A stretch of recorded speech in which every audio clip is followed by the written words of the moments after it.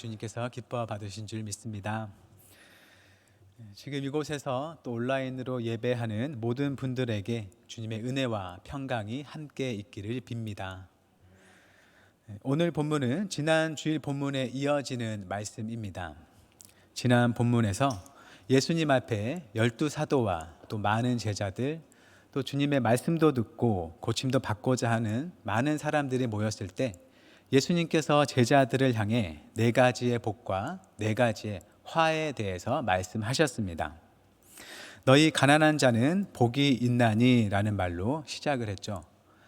제자들에게 하시는 말씀인 만큼 지금 주시는 가르침은 주님을 믿고 따르는 모든 사람들을 향해 주시는 말씀입니다.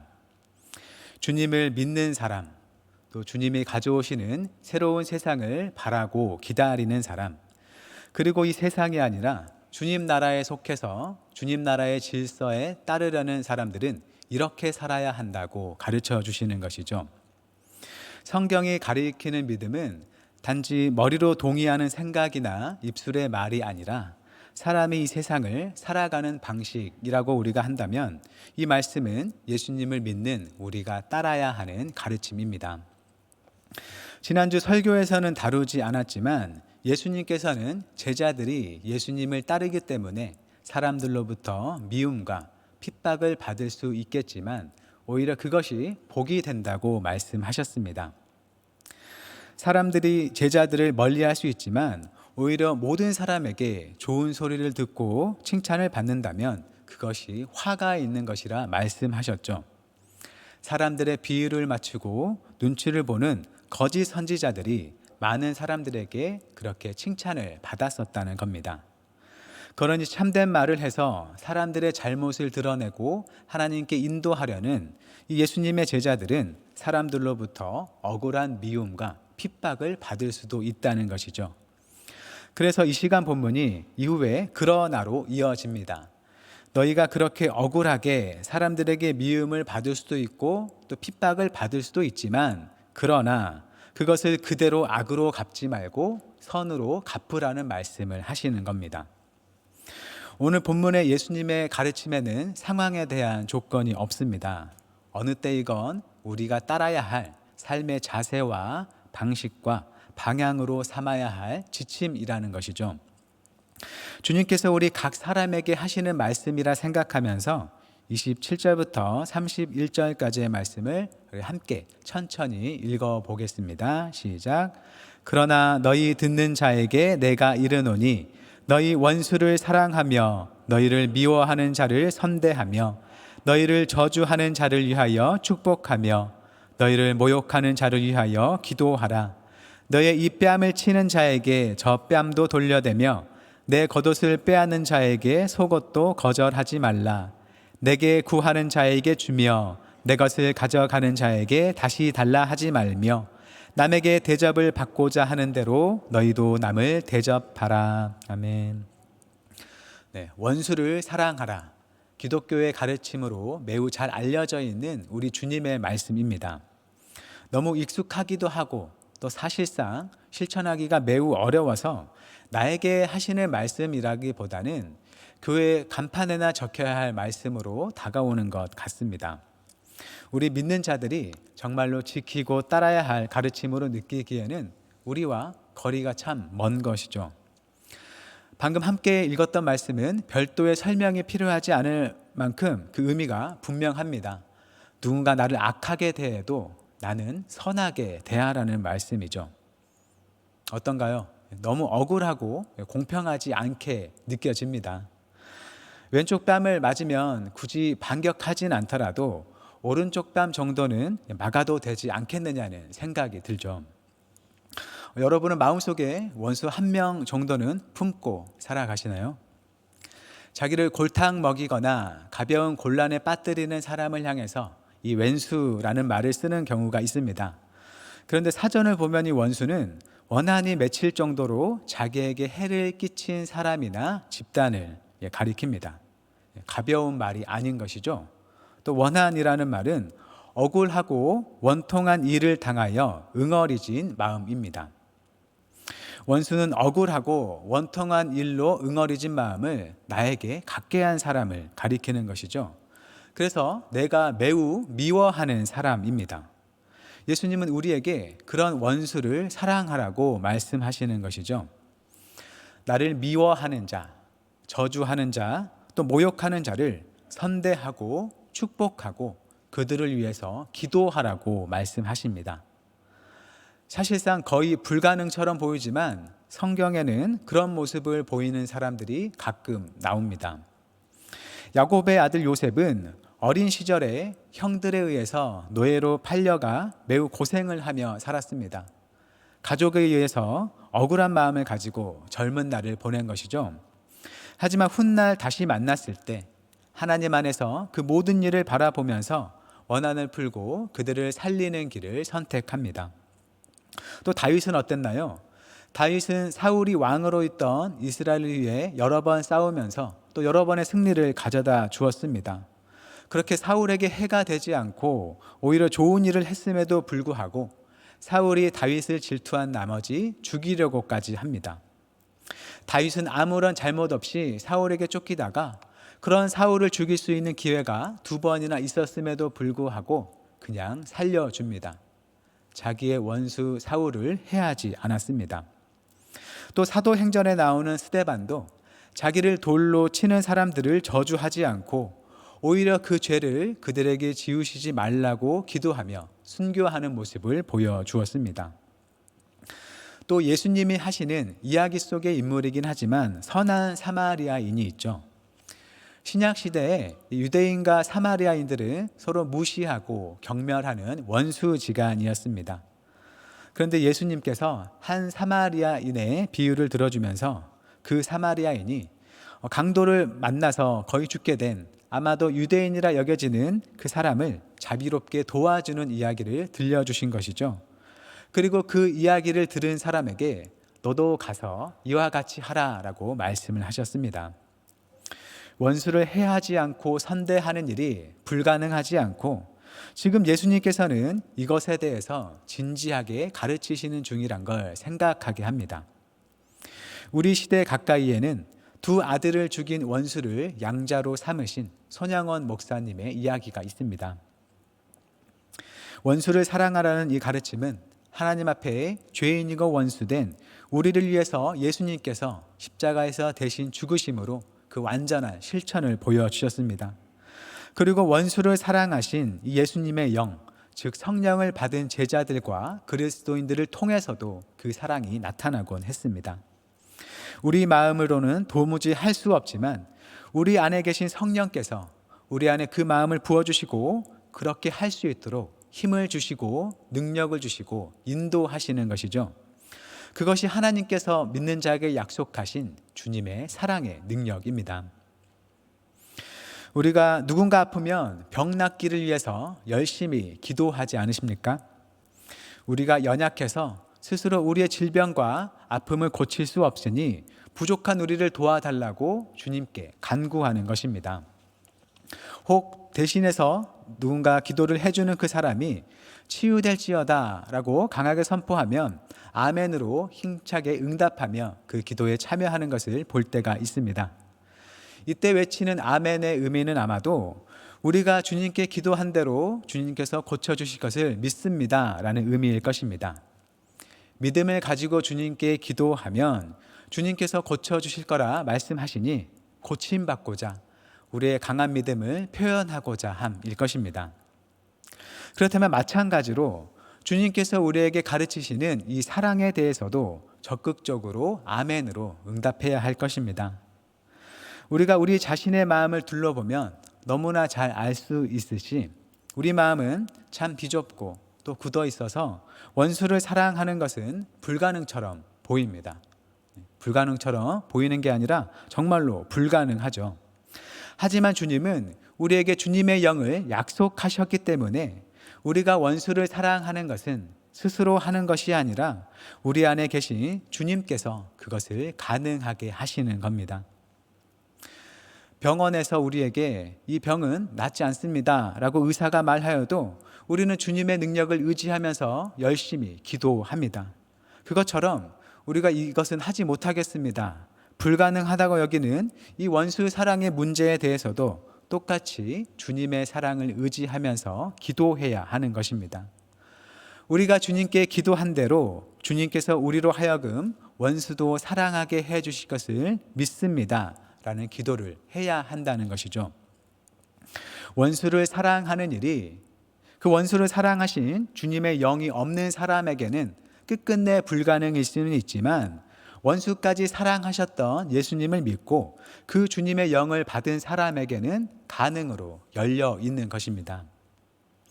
정말로 할 수 없기 때문에 어떤 일이 일어나지 않는 것과 그렇게 하기를 원하지 않기 때문에 그 일을 하지 않아서 일이 일어나지 않는 것은 겉으로 보기에는 같은 것으로 보입니다.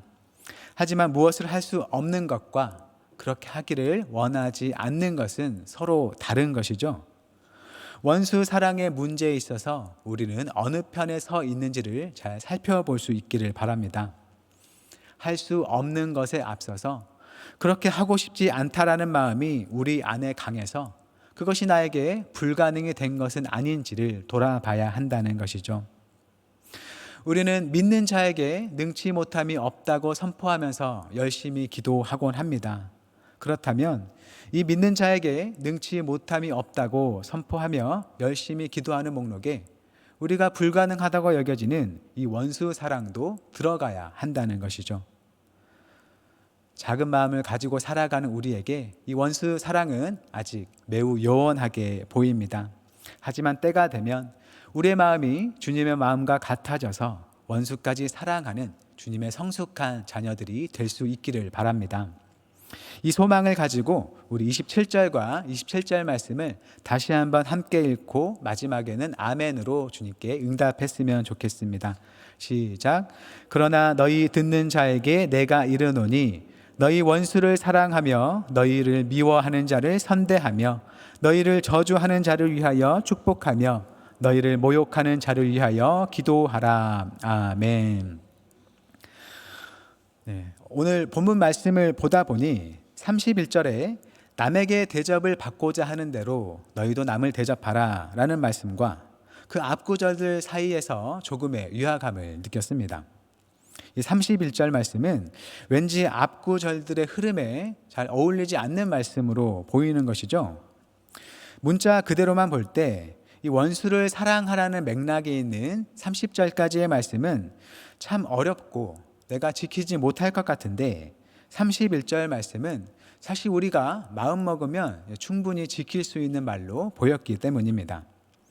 그냥 내가 남에게 바라는 만큼만 나도 남에게 하면 되는 것 아닌가 하는 의미로 다가오는 것이죠. 별로 부담이 되지 않고 또 요즘처럼 남들과 경계를 쌓고 지내는 개인주의 문화가 많이 퍼져 있고 또 기브 앤 테이크 관계가 익숙해진 시대에는 우리가 그리 힘쓰지 않아도 또 믿음이 없어도 얼마든지 할 수 있는 말로 들리기도 합니다. 그런데 이 말씀이 그 정도의 의미는 아닐 것 같아서 곰곰이 생각해 봤을 때 이 31절 앞에 예수님께서 지금 주시는 가르침에 대한 우리의 반응이 들어가면 31절이 어색하지 않고 그 의미가 좀 더 분명하게 드러나는 것 같습니다. 그래서 31절 앞에 우리의 반응을 삽입해 보겠습니다.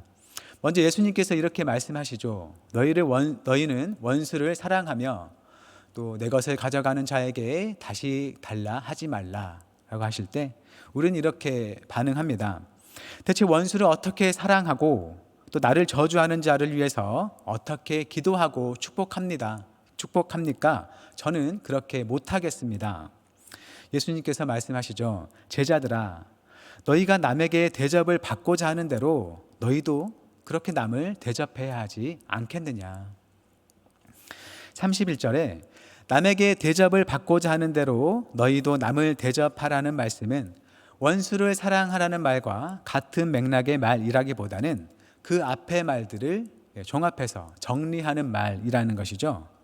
원수를 사랑하고 미워하는 자를 선대하고 저주하는 자를 위해 축복하는 것 등등이 우리가 주님께로부터 그렇게 살도록 명령받기 이전에 실은 우리가 먼저 남들에게 그런 모습으로 대접받기를 원한다는 것입니다.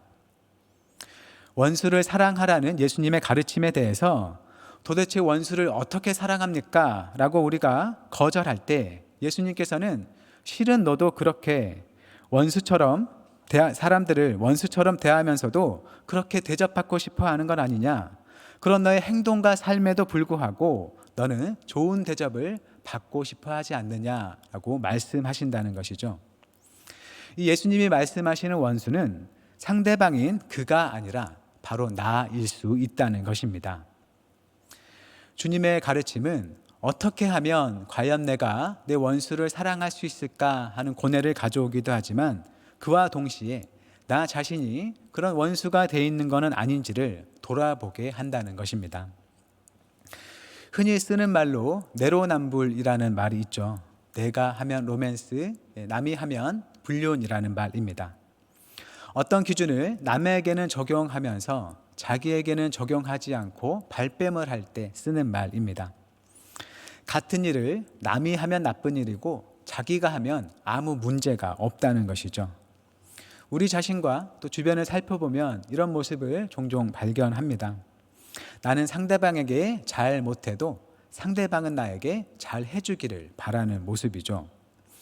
예를 들어서 식당이나 매장에서 종업원을 향해서 나는 예의 없이 행동하면서 종업원은 자기에게 예의를 갖추고 대해주기를 바라는 모습을 볼 수 있습니다. 또 가정이든 또는 직장에서든 그 구성원으로서 마땅히 해야 할 모습과 또 일을 하지 않으면서도 자기는 그저 대우받기만을 원하는 모습을 보이기도 하죠. 또 교회는 또 더욱 그럴 수 있습니다. 교회는 주님의 가르침이 전해지는 곳인 만큼 사람들 입에 오르내리는 말은 맞는 말일 가능성이 높습니다. 하지만 입으로는 그럴싸하게 말하지만 정작 본인은 자기가 하는 말에 개의치 않고 행동하는 모습을 보일 수 있는 것이죠. 저와 같은 설교자가 그런 가장 큰 위험에 있습니다. 하지만 주님 말씀을 믿음으로 받고 고백하는 우리 모두가 들어야 할 부분인 것이죠. 너가 원수를 사랑할 수 있겠느냐? 너도 하기 어렵지 않느냐? 그러면 너도 남에게 원수가 되지 마라 라고 말씀하시는 겁니다. 그렇다고 우리가 사랑을 하지 않고 살고 있는 건 아니죠. 가족들을 사랑하고 친한 친구들을 사랑하고 또 나와 함께 하는 사람들을 사랑하며 지내고 있습니다. 그런데 그런 것들은 당연하다는 것이죠. 32절과 33절 말씀입니다. 너희가 만일 너희를 사랑하는 자만을 사랑하면 칭찬받을 것이 무엇이냐? 죄인들도 사랑하는 자는 사랑하느니라. 너희가 만일 선대하는 자만을 선대하면 칭찬받을 것이 무엇이냐? 죄인들도 이렇게 하느니라. 자기를 사랑해 주는 가족이나 친구들을 사랑하는 것은 칭찬받을 것 없이 당연한 것이라 말씀하십니다. 혹 그렇지 않는다면 그것은 나쁜 것이죠. 디모데전서 5장 8절은 이렇게 말합니다. 누구든지 자기 친족, 특히 자기 가족을 돌보지 아니하면 믿음을 배반한 자요 불신자보다 더 악한 자니라. 나를 사랑해 주는 사람을 사랑하는 것은 당연한 것입니다. 나쁜 일을 일삼는 죄인도 자기를 사랑해 주는 사람은 사랑합니다. 그래서 그들도 그들 나름대로 뭉쳐서 서로 돌보고 아껴주며 살아갑니다. 남의 것을 훔칠 수 있는 좋은 기회가 생기면 정보를 공유하고 서로 힘을 합치기도 합니다. 그렇게 하나님을 향해서 올바르지 않는 죄인들도 그렇게 서로 사랑하며 살아가는데 하물며 주님을 따르는 사람이라면 누구나 하는 당연한 사랑을 넘어서 자기에게 그리 좋지 않은 사람까지도 사랑하라는 것입니다. 당연하지 않기 때문에 어려운 사랑이죠. 우리가 이 말씀 앞에 망설이고 곤란해하는 것은 매우 당연합니다. 하지만 주님은 우리에게 그렇게 하라고 말씀하시는 것이죠. 왜냐하면 주님은 우리에게 그렇게 할 수 있는 은혜와 믿음과 능력을 주시기 때문입니다.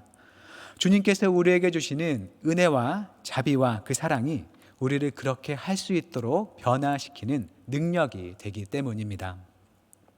우리가 그렇게 할 때에 주님이 주시는 상이 약속됩니다. 35절 말씀입니다. 오직 너희는 원수를 사랑하고 선대하며 아무것도 바라지 말고 꾸어주라. 그리하면 너희 상이 클 것이요 또 지극히 높으신 이의 아들이 되리니 그는 은혜를 모르는 자와 악한 자에게도 인자하시니라. 주님이 지금 주시는 이 말씀들은 이 세상에 소망을 두지 않고 주님이 가져오시는 새로운 세상을 바라고 소망을 두는 사람들을 향한 가르침입니다. 그런 점에서 주님의 약속은 이 세상의 질서에서 잘되기보다는 주님 세상의 질서에 따라서 상이 클 것을 말씀하시는 것으로 보입니다. 그래서 이것은 훗날 우리가 천국에 가서 좋은 집, 황금집 같은 상을 얻게 된다는 의미가 아닙니다. 이 땅에서 누리지 못했던 호화스러운 생활을 천국에 가서 누리게 해주겠다는 그런 약속이 아닌 것이죠. 아마도 바로 뒤에 이어지는 지극히 높으신 이의 아들이 된다는 그 약속과 비슷한 의미의 상일 것입니다. 하나님의 나라를 얻고 하나님의 좋은 것으로 풍성해지는 주님의 자녀가 된다는 것이죠. 이 땅의 삶에서 내가 떡 하나를 먹지 못해서 괴로운 것보다 더 괴로운 것은 내가 먹지 못하는 떡을 다른 사람이 먹는 것을 볼 때입니다. 물질의 빈곤, 또 내가 원하는 것을 이루지 못한 일이 우리를 괴롭게 합니다. 하지만 그것과 관련한 다른 사람과의 비교에서 빚어지는 시기와 분노와 억울한 마음과 같은 그런 부정적인 마음이 우리를 더 괴롭게 합니다. 열악한 환경 자체가 우리를 괴롭게 하지만 내가 놓인 그 환경에 대한 내 마음의 평가가 우리를 더 큰 괴로움으로 이끌어 간다는 것이죠. 가인이 아벨을 죽인 것은 가인의 환경이 아벨의 환경보다 더 좋지 못해서 아벨의 것을 빼앗기 위해서가 아니라 아벨의 비교에서 나오는 시기와 분노의 마음 때문이었습니다. 우리가 지극히 높으신 이의 자녀가 된다는 것은 우리의 마음이 은혜를 모르는 자와 악한 자에게도 인자하신 하나님의 마음으로 가득 채워져서 그 사랑의 복을 누리고 또한 그 동일한 사랑으로 세상을 살아가는 존재가 된다는 것입니다. 사람이 갖고 있는 모든 왜곡되고 부정적인 마음에서 완전히 벗어나서 사랑과 평강이 충만한 자로서 새롭게 되리라는 약속입니다. 주님은 우리가 그 약속을 향하도록 다음과 같이 말씀하십니다. 우리 함께 36절 말씀을 읽고 보겠습니다. 시작. 너희 아버지의 자비로우신 같이 너희도 자비로운 자가 되라. 아멘. 우리가 아버지라 부르는 하나님이 하나님을 잘 믿고 잘 따르는 그런 선한 자에게 뿐만 아니라 하나님께서 은혜를 주셔도 잘 모르고 악을 행하는 사람에게도 자비로우시니 우리도 아버지를 닮아서 원수에게도 자비로운 자가 되라 라고 말씀하시는 것이죠. 인간 자녀가 부모를 닮듯이 우리가 성령을 통해서 하나님의 자녀가 되었다면 또한 성령의 도우심을 통해서 아버지 되시는 하나님의 자비를 닮는 길이 우리에게도 열렸다는 것입니다. 주님은 우리가 그 길로 나아오도록 부르고 계십니다. 비판하지 말라. 그래야면 너희가 비판을 받지 않을 것이요 너희가 헤아리는 그 헤아림으로 너희도 그 헤아림을 도로 받을 것이니라 라는 이 말씀은 결국 우리가 베푸는 자비는 우리에게로 돌아온다는 것입니다. 대접을 받고자 하는 대로 대접하라는 것처럼 내가 누구를 대하는 일이 사실 나를 대하는 것과 같다는 것이죠. 새번역 성경은 우리가 한 일을 우리에게 되갚아주는 주체를 하나님으로 번역했습니다. 38절 말씀만 제가 읽어보겠습니다. 남에게 주어라. 그래야면 하나님께서도 너희에게 주실 것이니 들을 누르고 흔들어서 넘치도록 후하게 되어서 너희 품에 안겨 주실 것이다. 너희가 되질하여 주는 그 되로 너희에게 도로 되어서 주실 것이다. 아멘. 우리가 행하는 일을 적어도 하나님께서는 다 아셔서 우리를 그것대로 갚아 주실 겁니다. 우리의 모든 삶이 자비로우신 하나님의 손 안에 있다는 것을 믿을 때 우리는 억울하고 분노 서린 마음을 떨치고 또 내가 당한 애꿎은 일에 대한 평가는 주님께 맡겨드리고 우리를 부르신 자비의 삶을 살아갈 수 있습니다. 원수를 사랑하고 잘 대해주는 일에 대해서 억울해하지 않고 그 길에 용기 내어 나아갈 수 있는 겁니다. 그 믿음이 우리에게 있기를 바라고 그 믿음을 가지고 더 넓은 사랑을 위해서 늘 기도하는 우리의 삶이 되기를 바랍니다. 예수님이 가르치신 이 원수 사랑이 하나님을 믿는 우리 안에, 교회 안에 먼저 이루어지기를 바랍니다. 우리가 이렇게 교회로 모여서 함께 고백하는 믿음은 단지 죽고 나서 천국에 가기 위한 티켓과 같은 믿음이 아닙니다.